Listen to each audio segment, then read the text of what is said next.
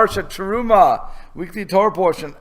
This parsha deals with the building of the Mishkan. Next parsha will deal with the clothes of the Kohen. This one is God turns into an engineer and tells us what we should make. He gives us the schematics, as it were. And the question, the famous question that is asked on this is, why did Hashem tell us that we have to make a Mishkan? Was it part of the plan, or was it a give-in after the debacle of the golden calf?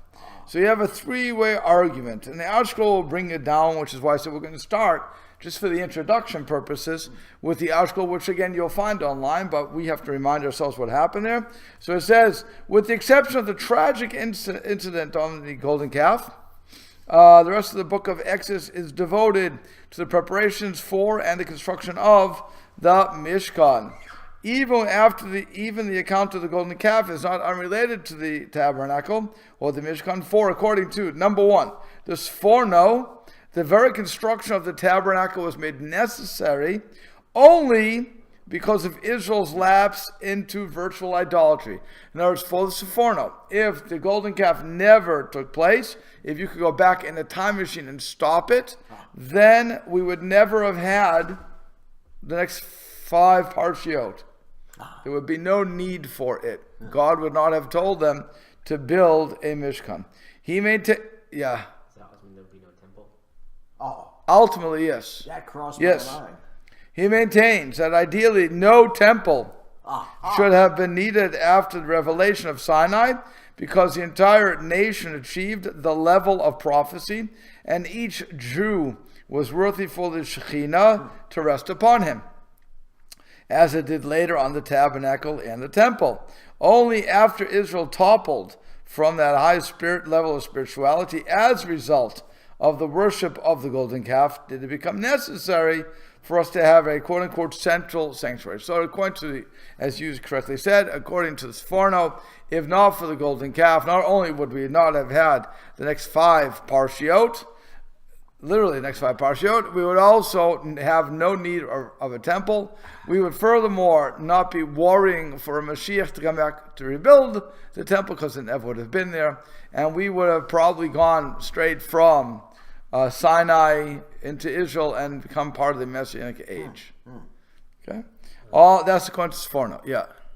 Well, is there any, besides like some of the parshas aren't in chronological order, is there any reason why this one kind of, why these, how it's supposed to set up, breaks apart the Moshe going up the mountain to Moshe coming down and finding the golden calf? It seems to be in the middle. Yes. These are in the middle, yes. And your question is, why is it? Well, again, that's only following Sforno that says that this was a give-in. No, so that's what I'm saying. Yeah. If it's a give-in, so then this is out of order. So then you have to ask, why is it out of order? And so we would say that it's for those who want to say ein muktam umuchar b'Torah, there's no chronological order to the Torah. So then you would say it's connected to what we learned on the last page. Namely, we're talking about setting the Sanhedrin up, right? No, the very last thing we said was Moshe went up the mountain after receiving the 10 Commandments. He's up there anyway, so God is speaking to him. So it would follow that order. And then the one that would be out of order is Parsha Kitisa. That's 3 parshiot later. Now it goes Truma to Sava, Kitisa, which is where we have the golden calf, and then it goes Vayakel Pekudei. So Truma, Vayakel, Truma and Tetzaveh are God telling us what we have to do. Kitisa tells us, if you will, why we have to do it, namely because of the golden calf.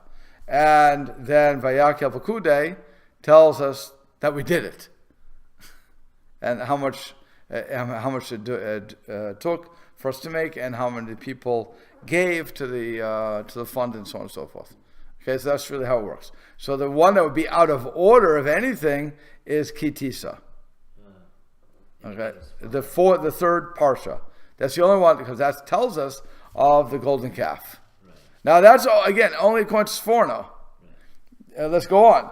Indeed, Rashi comments that the instructions regarding the erection of the tabernacle were transmitted. Rashi's following this. It's a Ramban who doesn't.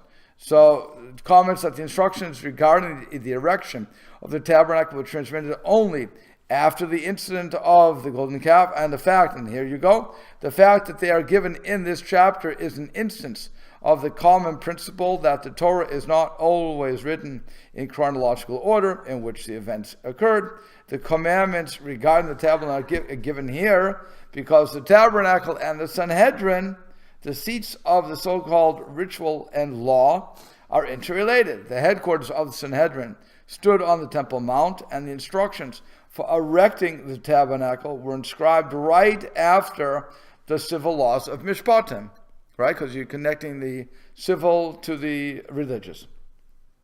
Because in Judaism, the laws of the temple offerings and those of bondsmen and dangerous livestock are equal expressions of God's will. So that would answer your question. Okay, Rashi answered your question. Why we have it out of order? Again, if it's the golden calf, it should have gone, if it's the golden calf, by the way, it should have gone Mishpatim, Kitisa, and then come back, or whatever the case is going to be.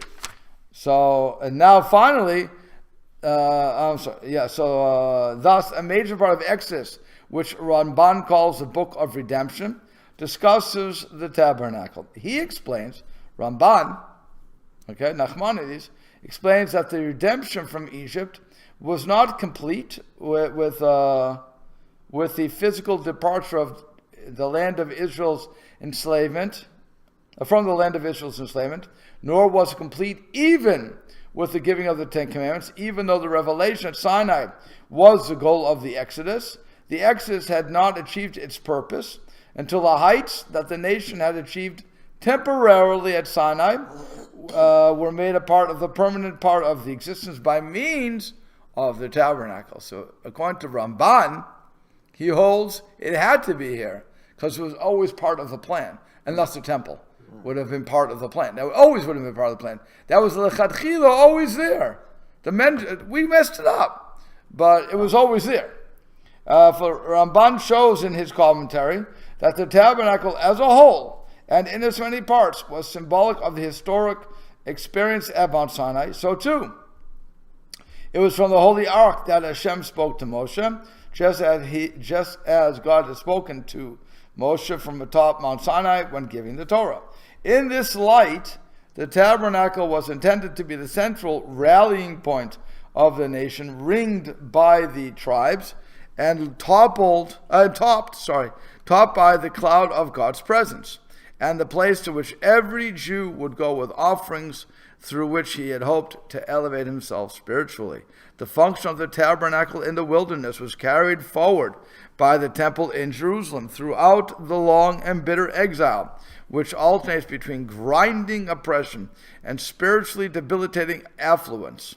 The centrality of God's presence is represented by the miniature synagogue, as miniature sanctuaries, namely, as Ezekiel said, the synagogues, as the Gemara in Megillah says, the synagogues and study halls. For it is in them that, and through them, that Jews hark back to the sounds of Sinai and the radiance of the temple. So so far we have a 2-to-1 split, right? So Forno and Rashi say that the tabernacle, the Mishkan, was a give-in.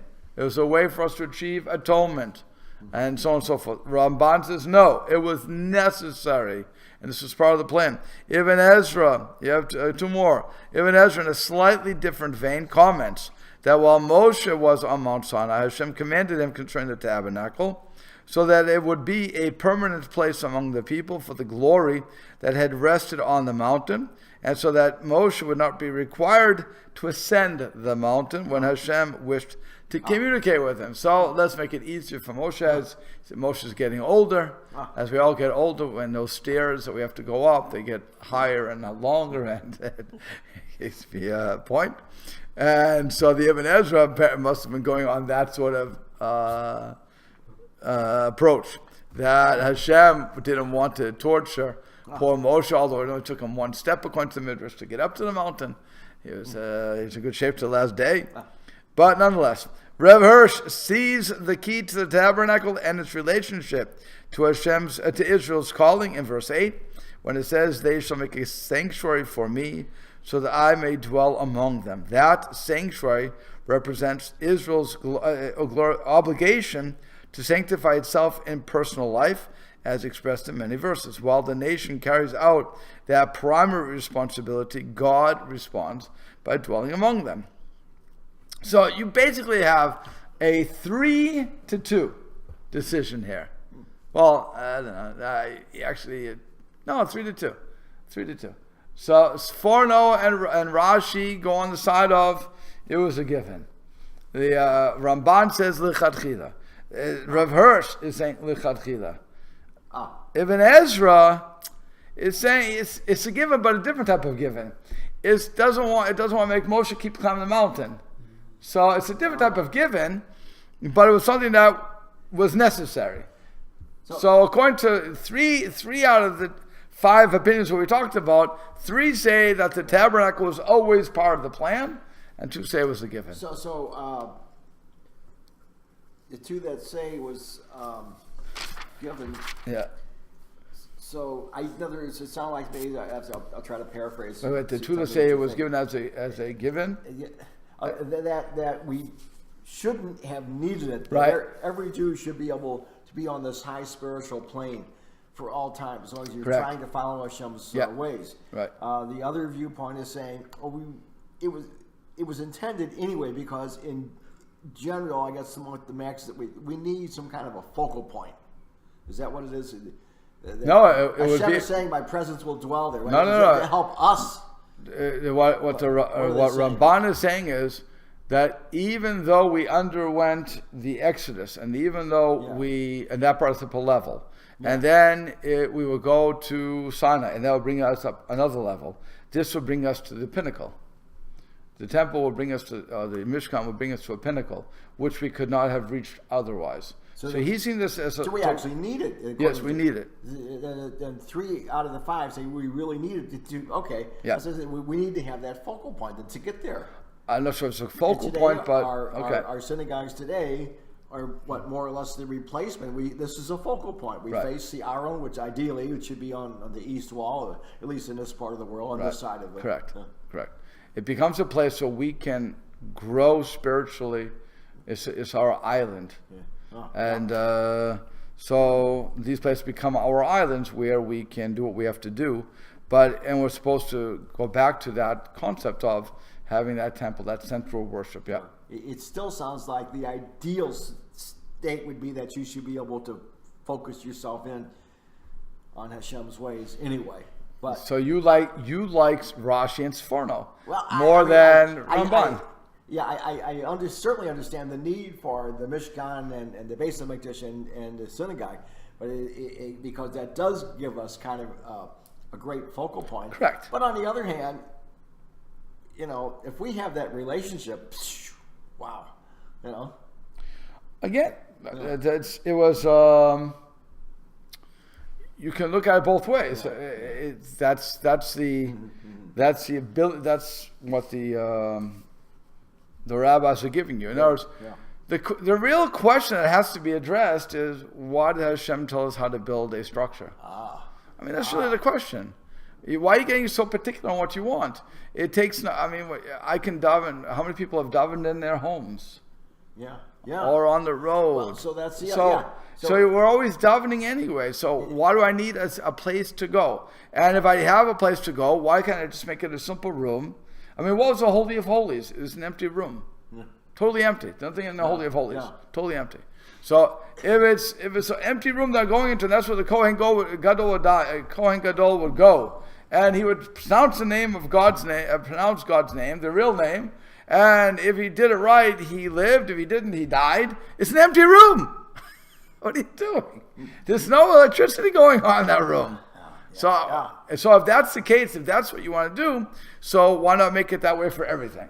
So you understand the question? Yeah. So the question is, why did God have to go through this elaborate plan and say that I want you to make it with this measurement and so on and so forth? I want to put the candelabra here. I want to put the menorah. I mean the ark here. I want the curtains here. It really is interior decorating 101.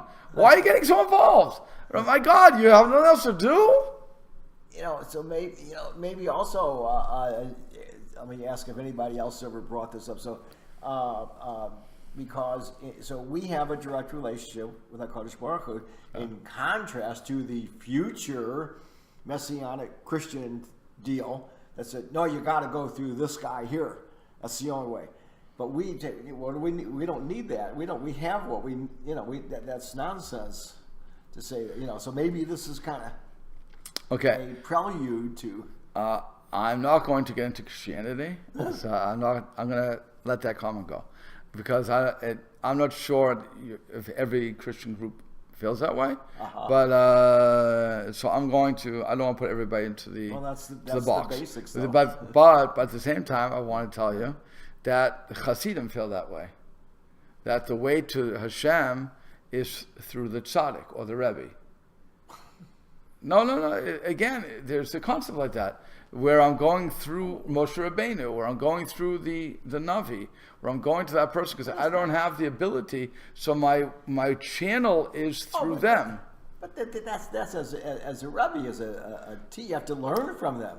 But they saw it as a channel. So what I'm saying is that the early Christians. This I would argue that I can't argue with people hold today. But the early Christians, I would hope, they're very early when they were still Jews. Okay, when that they saw that in a Rebbe student relationship. So again, how it was corrupted later on, I'm not going to argue.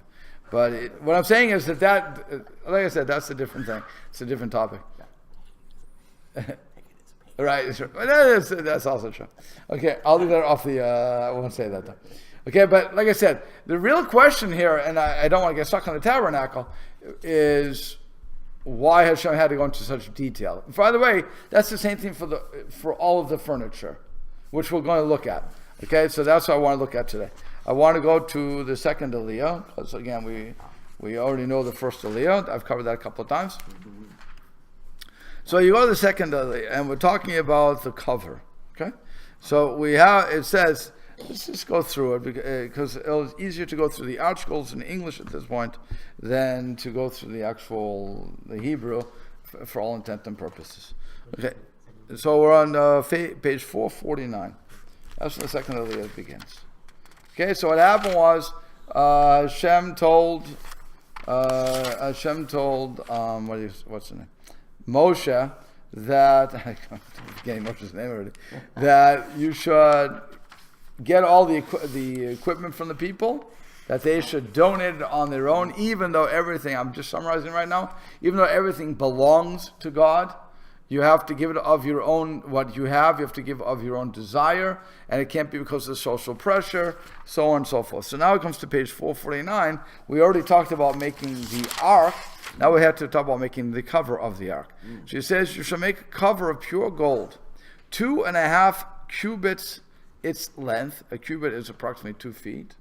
So now you're looking at 5 feet, right? All right, 5 feet. And 1.5 cubits its width. You shall make 2 keruvim of gold. Hammered out shall you make them from both ends of a cover. Okay, just run through it. You shall make 1 keruv, one cherub, as they say in English, from the end at one side, and the cherub from the end of the other. From the cover shall you make the keruvim at its 2 ends. The keruvim shall be with wings spread upward, sheltering the cover with their wings, with their faces toward one another. Now, you should be remembering all of the different midrashim that you heard when if people were doing well, so the wings were up. If people were not, the wings were brought down. Apparently, these were movable wings. Miraculous, because really they're gold. They shouldn't be moving. Yeah. I thought it was if they're doing well, their But that's also true. It's also this with the wings, they go up and down. Yeah. Also, they're facing each other. Correct. If Jews are friendly, they're facing each other. If not, turning away. Now this is gold. Right. Gold doesn't move. As a matter of fact, the other thing is about gold. Gold is very a soft metal, right? You have this gigantic thing. It's pure gold, and it's holding form. It shouldn't be holding form, logically. Yeah, not for, You what? not for extended period of time. Right. Okay, but that's part of the miracles that are going on here. So, they should. Now you shall place the cover on the ark from above, and into the ark shall you place the testimonial tablets that I shall give you. It is there that I'll set my meetings with you, and I will speak to you from atop the cover, from between the two cherubim that are on the ark of testimonial, that are on the ark of the testimonial tablets, everything that I shall command you to the children of Israel. Okay. So we're having this. Apparently, this cover is going to be, or the ark is where Hashem is going to speak to Moshe and to give all of the future information. Now, it's not yet there, right? He's speaking to Moshe atop Mount Sinai where he's saying all these things. But he's telling him what you're going to do. So he's giving him the model of what it is. What Hashem did not do was to build the outside of the building first. You know what I'm saying? If I'm going to show you a house, what do I do? Do I show you, if you're a woman, I'm going to be really sexist here. If I'm going to, sexist, I think it's called. If I'm a woman, if I'm showing a woman the model, I'm going to show her the kitchen. Because that is what women like to see the most out of the house. Now, I don't know if that's really true, but that seems to be, if I look at all the House and Beauties things, all these magazines, they keep showing me kitchens. So I'm guessing, since their main the main audience are women, not men, home beauty, what is it called? Home and gardens. So they keep showing me kitchens. So I'm guessing that's what they like the most. And they look to see what's there. Now, am I going to show you the kitchen first? Or am I going to show you the setup of the house first? How it's going to look, how many rooms there's going to be. What do you think I'm going to show you? The whole house. And what you're going to do is help me to figure out what I want in the kitchen. When we were remodeling Torah Center, we didn't start, even though we knew we were going to have 2 kitchens, we didn't start with the kitchens. You want the overall plan? Let me see how much room I have. Then let's start figuring out how we're going to we know what we want. Now we have to parcel it out. Okay? So it would make sense to show me the whole building. Why didn't Hashem show the whole building? So what we're hearing from this is these are the main parts as far as Hashem, again, with all these that are in quotes. Okay? These are the main parts as far as Hashem is concerned. The other was extraneous. We don't need, you're going to have, you'll have the borders. But the more, we want to go for the most important first. And what's the ark going to be holding? The Aseret HaDibrot, the Torah. Ultimately, it's going to hold that. So if that's the most important part, that's the heart of Yiddishkeit, not a building. A building is worthless without the heart. A body is worthless without the heart and the brain. Right? You need the pump, you need the motor to go with it. So I need all that. So the Torah is both the heart and the soul of the Jewish people. I need that. And I have to protect that. So I'm going to tell you what to build there first. So that's what he's telling to Moshe. He's talking to Moshe, let's understand what's important, and then we'll work out. Okay, so, and you'll explain to the people, when they tell Bezalel what to do, so don't explain it like I'm explaining to you. Go from outside in. First you have to make the outside, then you can make the inside. Yeah. I remember someone talking about it. I don't think I remember you talking about it. I remember they explained to me why were the breads shaped like that. Oh. The showbreads. Yes, we're gonna get there. Okay. We're gonna get to. Let's first do this, and then we can deal with the showbread. Okay.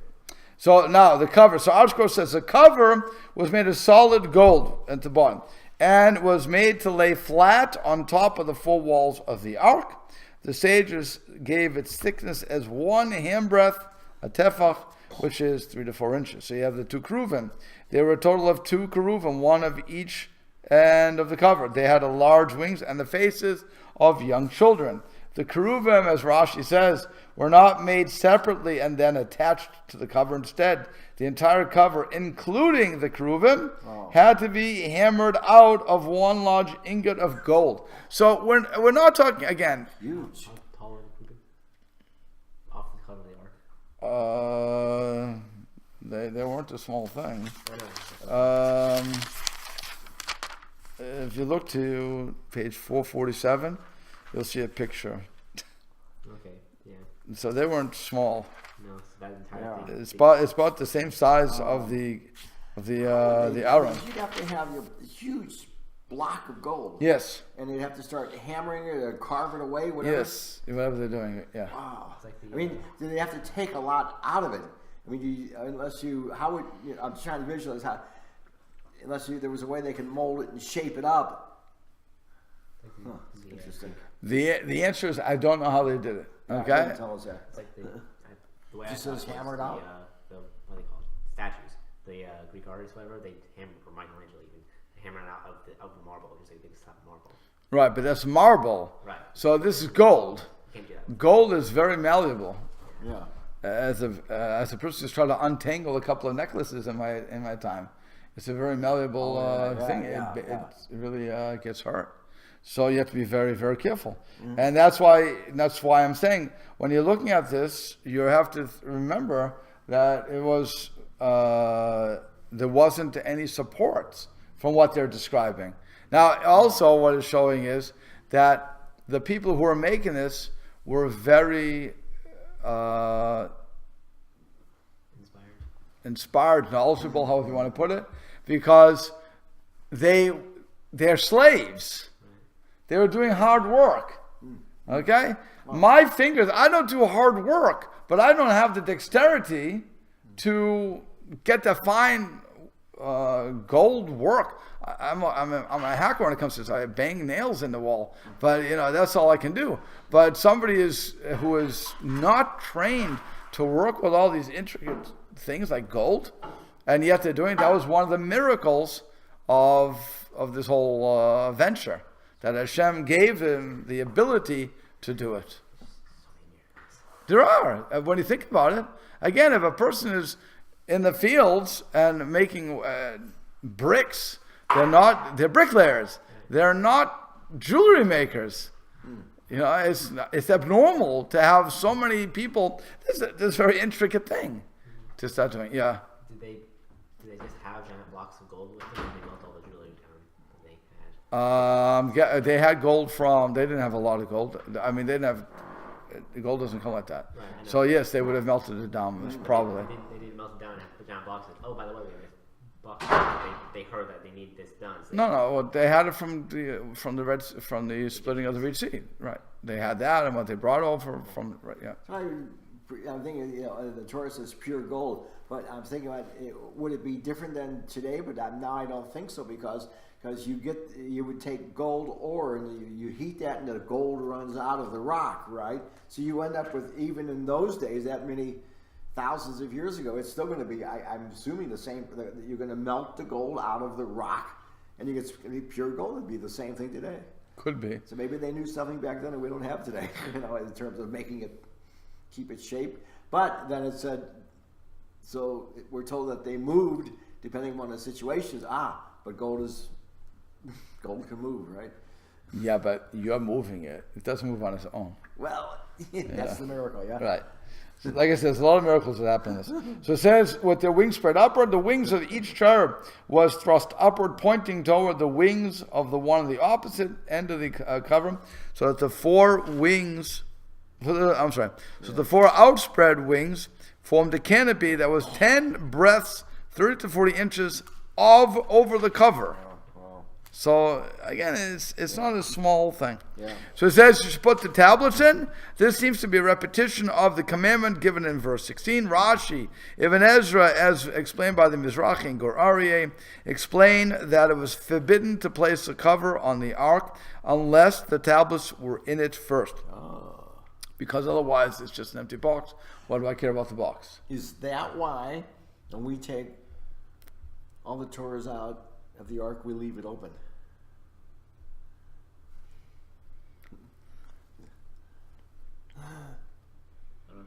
No. Yeah. No, because that's the only time we do that, just to answer that, would be on Simchat Torah. But every other time we take out all the Torahs, we never close it. We always close it. Oh, we do. Yeah. In other words, let's say I only have one Torah. To make it easy, it's simple. Let's say I only have one Torah. I take it out. So according to your logic, you should leave it open. But the only time we do that is Simchat Torah. So now the question would be, the question would really be on the minhag of why we leave it open. Aha. On Simchat Torah. Why on the Simchat Torah, why we leave it open? Does everybody leave it open? Is it only... It's just symbolizing this then. No, but again, that would be the question. It wouldn't be symbolizing... It would not be symbolizing... Well, because you want to say there's no Torah in it. Top on it, unless... Right. Okay. Like I said, I'm not sure. That would be the interesting question. Why we don't always leave it open. I'm saying why we don't. The question would be why we don't always leave it open. Give me another time that we take out all three Torahs. See again, assuming you have only three Torahs, it would be Shabbos, Rosh Chodesh, Hanukkah. Yeah, there you go. That's three Torahs. So we don't. Anytime we empty it out, we close it. We don't leave it open. Yeah. But it would be interesting if that would be why we do it. It could be. I'm not sure. The Torah, you have to go to a book that talks about those minhagim. Talmud Minhagim may talk about it. So the Torah indicates, by the way, what you almost may find out is we shouldn't be leaving it open. We may just be lazy about it. A lot of things happen because we're lazy. What about on... Right, why are we putting it back? Why are we just holding it? Yom Kippur? Yom Kippur, we close it. At the beginning? No. Again, I think we leave it open for a different reason. Because we're crying out for compassion. I'm pretty sure we leave it open. Again, all these are minhagim. Okay. So I've never. You have to read the art scroll. Minhag art scroll. Yeah. But, okay. So the Torah indicates this requirement by repeating this rule. Otherwise, it would have been permitted to have an empty ark in the Holy of Holies if the tablets were missing. Indeed, during the Second Temple era, the Jews did not have tablets of the law, and because of that, they were forbidden to have an empty ark in the temple. Okay, so that's why he didn't. So and then it says, finally, and I will speak with you from there. When God spoke to Moshe, the voice would come from heaven to the top of the cover, and from between the cherubim, it would emanate from where Moshe stood in the outer chamber of the tabernacle against. These are all Rashi's. These are all Rashi's explanations that he's bringing down. I remember when a person heard this, they said, "Oh, so it was a gigantic radio." Yeah, I've heard that. Yeah, gigantic radio, because God obviously needs a radio to talk with us. Okay, so the point that everybody tries to do is try to figure out why God is using these things. Yeah. Really, that's the question. In other words, why do I need the cherubim? Why do they have to have kids' faces? Why do they have to have the wings? I'm only allowed to make two. I'm not allowed to make more. In other words, I have two on the ark, right? So then I can't make more because that becomes an idol. I can't make cherubim for my house because that makes it an idol. Okay, so you can't do that. You have to only make it for the temple. Now, that's what it says. You can only make it for here. So all of these things, there's limits to what I can do and what I cannot do. And again, the question would be, if Hashem doesn't want us to make all these images, well, why are you commanding us to make the image? And furthermore, another question you could ask is, if I made the image, why can't I make it and then attach it to the curtain? Why do I have to make everything for one? I mean, it's hard. Yeah. Why are you making crazy? Let me just do it simple. We'll have a couple. You can do this. I'll do this. We'll put it together. Very good. It's the same zach. It's the same thing. Why do you not want that? These are all questions that really they are asked and they are answered. I'm not going to give the answers. But if you would go to something like Hirsch, he would probably go. He explores. It's a very long Hirsch. Remember, Hirsch was fighting the Reform movement. So he is going to go at length with these sort of questions and answers to come out to say why everything is going on, including the ingredients that God calls for, namely the silver, the turquoise wool, the tachash skin, spices, so on and so forth. He breaks that down. It's a very nice part of Hirsch to go through if you really want to understand the Ark. The Mishkan. Another one to go through, by the way, would be the Orach Chaim, although they didn't translate that yet, but they should. One day they will. But the Orach Chaim is also somebody. The Kli Yakar is somebody else. They go into the Midrash and they bring down the Midrashim as to what's happening. So, like I said, if you really want to get into it, and by the way, the Orach Chaim, for what we saw, he goes on for pages, literally pages, just on this stuff. It's not short. So you have to really go through it slowly, and you have to, as to use yeshiva language, break your teeth. Because not only do you have to go through the language, it's the language of your, when you're reading the words, sometimes it's hard words, right? So it's breaking your teeth. That's the expression. So you break your teeth, but also the problem is the concepts he's bringing up. You have to understand where he's coming from. So now you're getting to a little bit of Kabbalah, and that again gets you lost. So you have to be careful with how far you want to go with this. So if you don't really understand the mechanics of it, to go through those commentaries becomes a little so it's like Rashi, esoteric. It's like Rashi assumes you have the basic levels of everything, so he's assuming you have everything else in addition to read what he's saying. Right, and that's why sometimes he keeps repeating it. By the way, when it says Portion-Terumah, all these things he keeps saying. Where he says that you have to keep attaching them. He says it like 4 or 5 times. So there was a shalota same bifnei atzvam. You can't make them by yourselves, and then join to your kaporet. You have to make it from one. So he keeps repeating that. So apparently that question kept coming up in class. Whatever he was doing, he say, "Okay, I'm going to say it one more time. You can't make it and attach it." But now let's go on. This is what you want to know. You shall make a table of acacia wood. Now I tried to look up acacia wood to see, is that a hardwood? Is that a softwood? I was curious about that because difference. There's a all right. Yeah. So I didn't find anything because they didn't want to say it like that. But that would be the first question I'm asking. That's a sheeting. Yeah, I'd say sheeting. Acacia wood, right? So and by the way, if you look on the picture, you see when you think of table, you think of table right here. Yeah. Okay. Yeah. This table is going like this, and it's going to have racks. It's like if you would go into the kitchen here, and we put sheep pans on those racks. In other words, looks like it has a table surface, but then racks above it. Right. So if you go into a bakery, that would be another thing. If you go into a bakery where you have racks, because you're going to have to put bread on those racks, and you want circulation. So otherwise, it's going to mold. Okay. So, but again, we're calling this a table, but it seems to be a rack for bread. So you shall make a table of acacia wood, 2 cubits in its length, a cubit its width, and a cubit and a half its height. So you shall cover it with pure gold, and you shall make for it a gold crown all around. Again, if you look on the little picture, the crown is at the bottom of where where if I was in a showcase, I'll put my cookies there. Okay, so then it says you shall make a mold. You shall make for it a molding of 1 handbreadth all around, thus crown molding. Okay, there you go.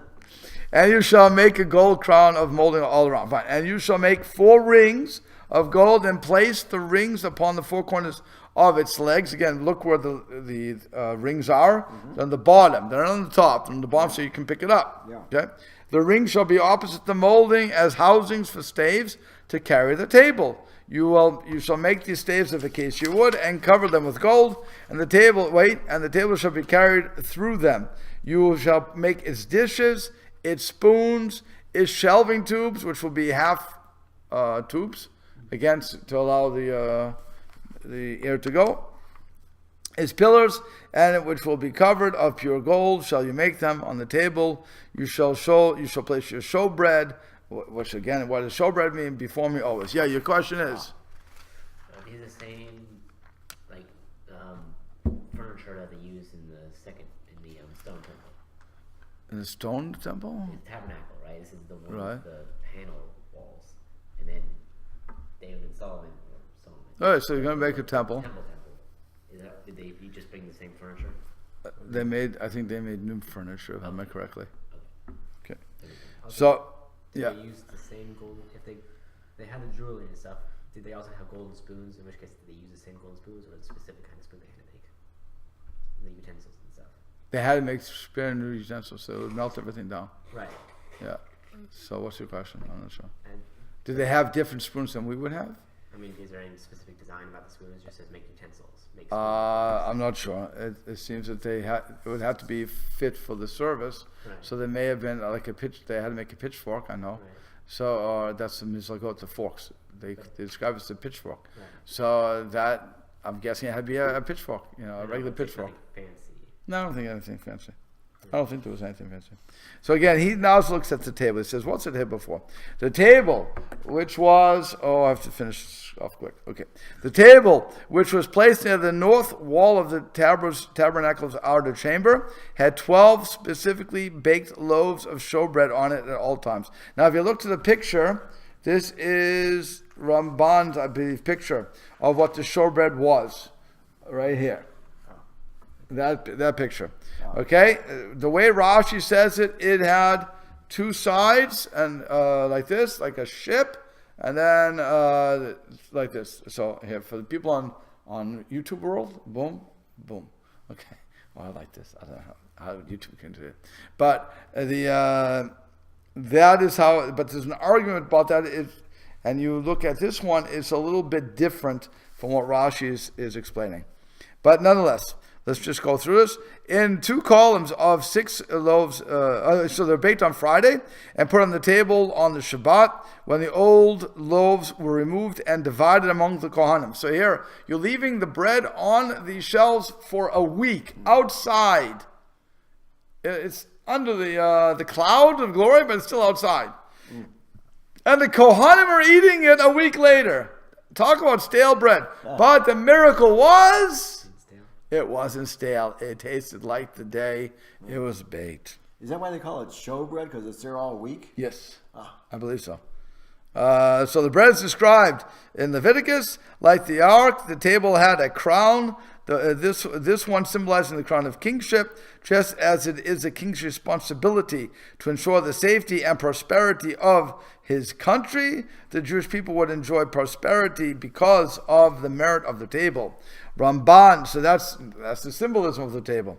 Ramban explains the process of this miracle of prosperity. He writes that from the time that Hashem brought the universe into existence from absolute vacuum, he did not create anything from absolute nothingness. Instead, when he wishes to bring about a miraculous increase, he causes it to flow from something that is already in existence, as we find in the case of the prophet Elisha, who caused a single jug of oil to give an unceasing flow for as long as they were empty jugs to be filled. So it was with the table. By virtue of the bread that was placed on it weekly, prosperity flowed to the entire nation. In another more visible manifestation of this miracle, the Talmud teaches that the Kohen who ate even a tiny piece of previous week's showbread on the table would be fully satisfied. In the expression of our sages, it became the blessing within his innards. In other words, I didn't have to eat the whole bread. I had a little piece. Voila, I was full. Tremendous. Okay? This picture, Lechem Aponim, Yeah. is that what the bread was shaped like? What is that? Yeah. They would put it in a mold like that, so it came out the same every single time. That's according to Ramban, what it looks like, I believe. And we'll have to stop here. But, go ahead. Why did it look like that?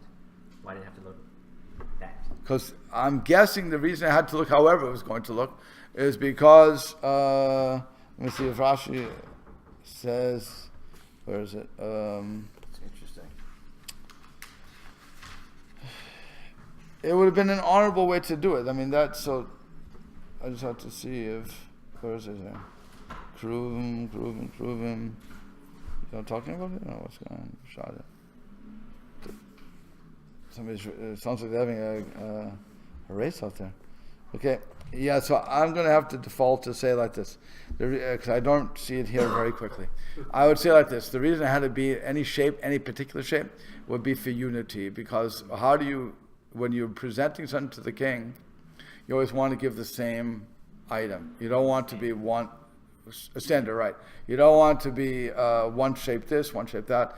As a matter of fact, as a customer, when I go into a store, if one thing looks like this and the other thing doesn't look as nice, I'm not going to buy the one like that, right? Yeah. So obviously the king, everything should be equal. So I would say that that's why it had to have a specific shape. That's what. As far as this particular shape versus that one, it was called the showbread. So what was showing? The shape, was it? That was the beauty of it. In other words, what made it beautiful? That would be the question. So that's why everybody has their thing as to how it looked really looked. Okay.